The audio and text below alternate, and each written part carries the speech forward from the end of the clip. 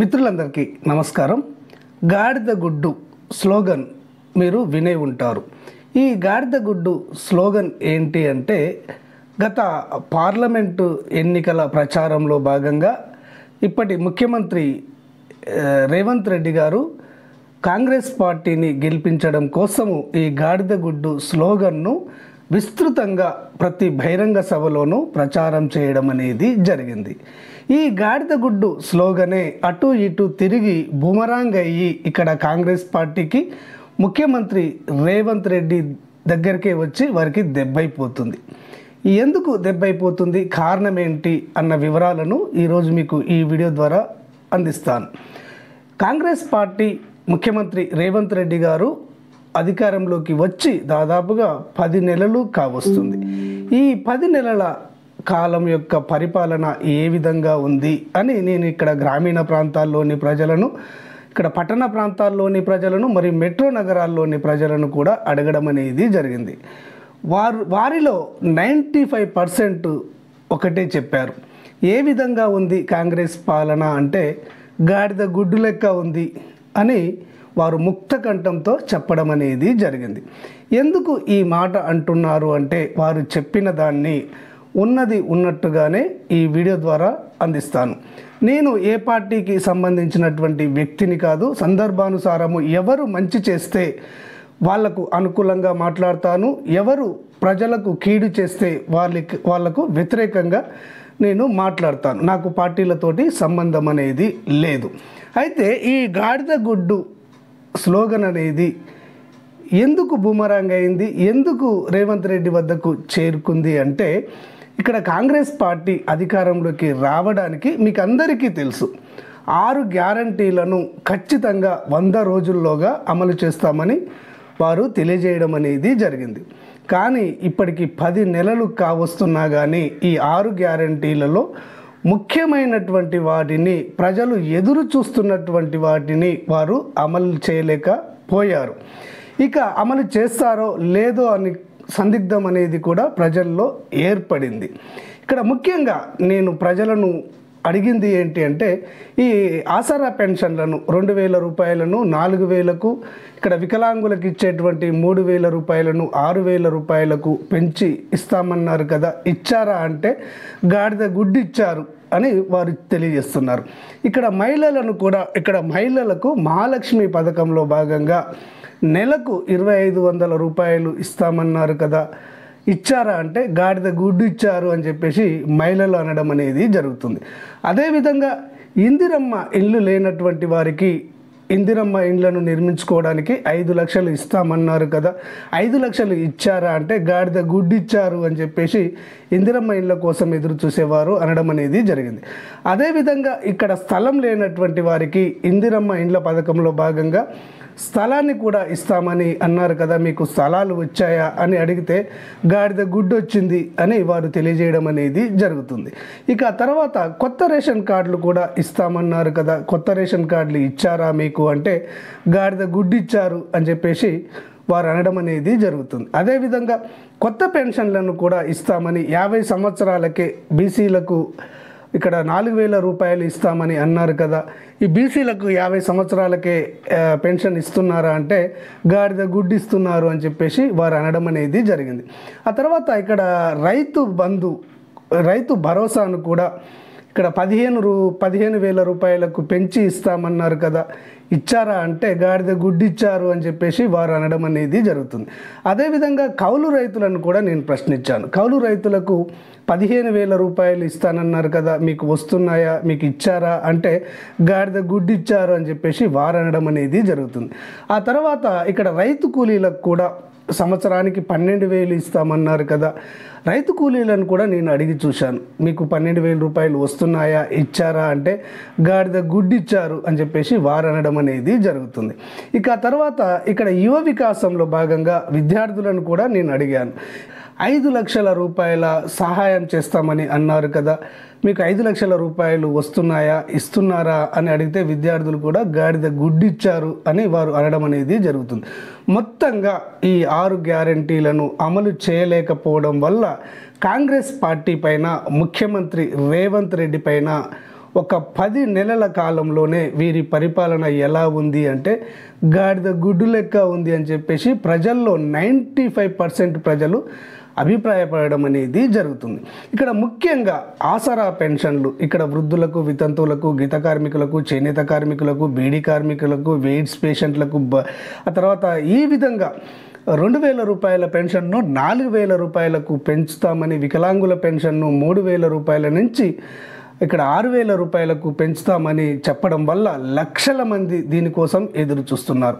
లేటెస్ట్గా నాకు ఒక కామెంట్ కూడా ఒక వ్యక్తి పెట్టడం అనేది జరిగింది. ఈ కాంగ్రెస్ పార్టీ ఇస్తానన్నటువంటి 4,000 రూపాయలు ఎప్పుడు వస్తాయా అని ఎదురు చూసి ఇద్దరు వృద్ధులు చనిపోయారు. ఈ కాంగ్రెస్ పార్టీ అంత వరెస్ట్ పార్టీ ఇంకొకటి లేదు. ఇది దండగా మారి యొక్క పరిపాలన, ఇలాంటి పరిపాలన నేను ఎప్పుడూ చూడలేదు అని ఒక వ్యక్తి కామెంట్ పెట్టడం అనేది జరిగింది. నేను ఎవరిపైన కోపంతోటో నేను విమర్శ చేయడం లేదు. మీ పరిపాలన బాగలేదు, మీరు ఇస్తానన్నటువంటి హామీలు ఇంకా నెరవేర్చలేదు, మీరు ఇచ్చినటువంటి హామీల కోసము లక్షల కోట్ల మంది ఎదురు చూడడం అనేది జరుగుతుంది. ఇప్పటి వరకు కూడా నేను 2000 సంవత్సరం నుంచి కూడా రాజకీయాలను దగ్గరగా పరిశీలిస్తున్నాను. 2007లో వచ్చినటువంటి ఒక మహా ఉద్యమంలో కీలక పాత్రను కూడా నేను పోషించాను. ఇది ఎందుకు చెప్తున్నాను అంటే 2000 సంవత్సరంలో మనకు వైఎస్ రాజశేఖర రెడ్డి గారి నుంచి మొదలు పెట్టుకుంటే ఇప్పటి మీ వరకు కూడా 2024 వరకు కూడా రాజకీయాలను ఒకసారి విశ్లేషణ చేస్తే ఇప్పుడు వచ్చినటువంటి ముఖ్యమంత్రుల్లో ఎవరు కూడా ఇచ్చిన హామీలను ఇన్ని రోజులు విస్మరించలేదు. అసలు ఇస్తారా ఇవ్వరా అన్న డౌట్ మీ పైన ఉంది. గత పాలకుల పైన ఇలాంటి ఆలోచన అనేది లేదు. వారు ఇచ్చినటువంటి హామీని ఒక 6 నెలలు లేట్ అయినా కానీ వెంటనే ఇచ్చేవారు. ఇక్కడ వైఎస్ఆర్ గారు అప్పుడు విహెచ్పిఎస్ ఉద్యమం చేసినప్పుడు వారు మాట ఇచ్చారు, హామీ ఇచ్చారు. ఇక్కడ వృద్ధుల, వితంతువుల పెన్షన్ను 200కు పెంచుతామన్నారు, వారు పెంచారు. వికలాంగుల పెన్షన్ను 500కు పెంచుతామన్నారు, పెంచారు.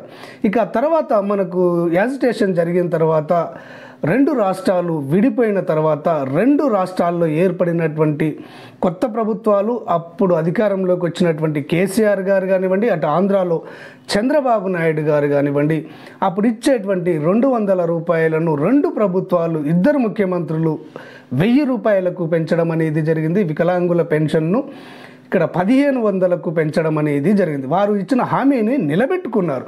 ఆ తర్వాత 2019 ఎన్నికల్లో కూడా 2 ముఖ్యమంత్రులు ఇక్కడ హామీ ఇచ్చారు. ఇక్కడ కేసీఆర్ గారు వికలాంగుల పెన్షన్ను 3,000 రూపాయలకు పెంచడం అనేది జరిగింది. చంద్రబాబు నాయుడు గారు కూడా వికలాంగుల పెన్షన్ను 3,000 రూపాయలకు పెంచడం అనేది జరిగింది. ఆ తర్వాత సహృదయంతో కేసీఆర్ గారు వికలాంగుల బాధలను అర్థం చేసుకొని ఎవరు అడగకున్నా కానీ ఈ 3,000 రూపాయలను 4,000 రూపాయలకు పెంచడం అనేది జరిగింది. ఇక్కడ చంద్రబాబు నాయుడు గారు కూడా వికలాంగుల పెన్షన్ను 3,000 రూపాయలకు, వృద్ధుల, వితంతువుల పెన్షన్ను 2,000 రూపాయలకు పెంచడం అనేది జరిగింది.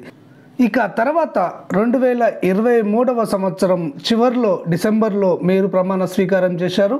ఆ తర్వాత 2024 జూన్లో చంద్రబాబు నాయుడు గారు ప్రమాణ స్వీకారం చేయడం అనేది జరిగింది. మీరు 2 ముఖ్యమంత్రులు అయ్యారు. మీరిద్దరు కూడా హామీ ఇచ్చారు. ఇక్కడ వృద్ధుల, వితంతువుల పెన్షన్ను 4,000 రూపాయలకు పెంచుతామన్నారు, వికలాంగుల పెన్షన్ను 6,000 రూపాయలకు పెంచుతామన్నారు. అక్కడ చంద్రబాబు నాయుడు కూడా అదే హామీని ఇచ్చారు.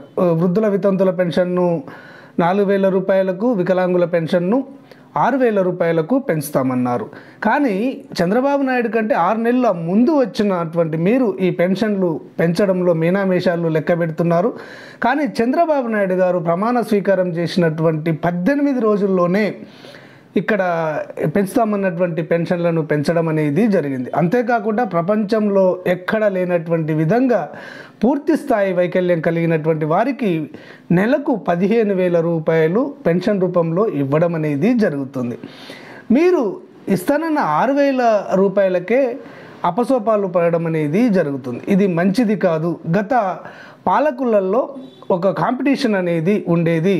ఇక్కడ గత తెలంగాణ ముఖ్యమంత్రి ఎవరైనా కానీ, నేను పేరు ప్రస్తావించను, వారు వికలాంగుల పెన్షన్ను 3,000 రూపాయలకు, వృద్ధుల వితంతువుల పెన్షన్ను 2,000 రూపాయలకు పెంచిన వెంటనే అక్కడ ఆంధ్రప్రదేశ్ ముఖ్యమంత్రి కూడా వారు పేదలకు ఇస్తున్నారు, మేమెందుకు ఇవ్వకూడదు అని చెప్పేసి ఒక కాంపిటీషన్ తోటి అక్కడ ముఖ్యమంత్రి కూడా వాళ్లకు కూడా ఇక్కడ 2,000 రూపాయలు, 3,000 రూపాయలు వెంటనే పెంచి ఇచ్చేవారు.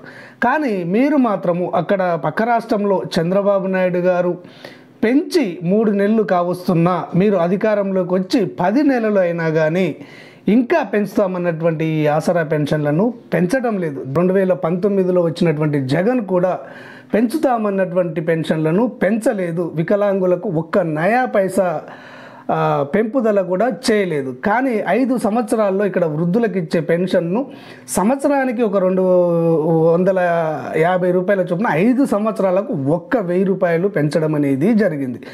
ఇక్కడ జగన్ను తప్పించి కానీ 2000 సంవత్సరం నుంచి 2024 వరకు ప్రతి ముఖ్యమంత్రి కూడా ఇక్కడ వికలాంగులకు కానివ్వండి, వృద్ధులకు కానివ్వండి, వితంతువులకు కానివ్వండి, ఒంటరి మహిళలకు కానివ్వండి, వారు ఇచ్చినటువంటి హామీని పెంచుతామన్నటువంటి పెన్షన్ను వెంటనే పెంచడం అనేది జరిగింది.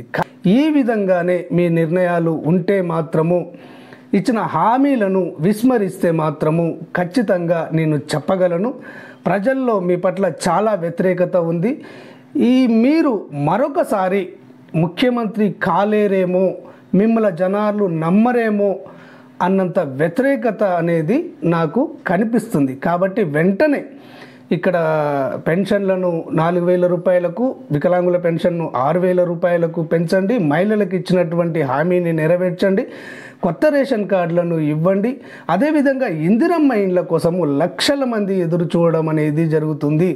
కొంతమంది ఇల్లు లేనటువంటి వాళ్ళు ఈ వర్షాలకు కూలిపోయి మాకు ఈ ఇందిరమ్మ ఇల్లు ఎప్పుడొస్తుందా అని వారు ఎదురు చూడడం అనేది జరుగుతుంది. కొంతమంది బేస్మెంట్లు కట్టుకొని మొండి గోడలు చూడలేక బాధపడుతూ ఉన్నారు. వెంటనే ఈ ఇందిరమ్మ ఇళ్లలో భాగంగా పేదలైనటువంటి వారికి 5 లక్షలు ఇచ్చి వారికి ఇంటి నిర్మాణాన్ని గావించండి. ఈ విధంగా మీరు ఇచ్చిన హామీలను నిలబెట్టుకుంటేనే 10 కాలాల పాటు మీరు రాజకీయ రంగంలో ఉంటారు. లేనట్లయితే మీరు జగన్ మాదిరి వ్యవహరించినట్లయితే మాత్రము కాంగ్రెస్ పార్టీ మీరు అంతా కూడా అస్సామే.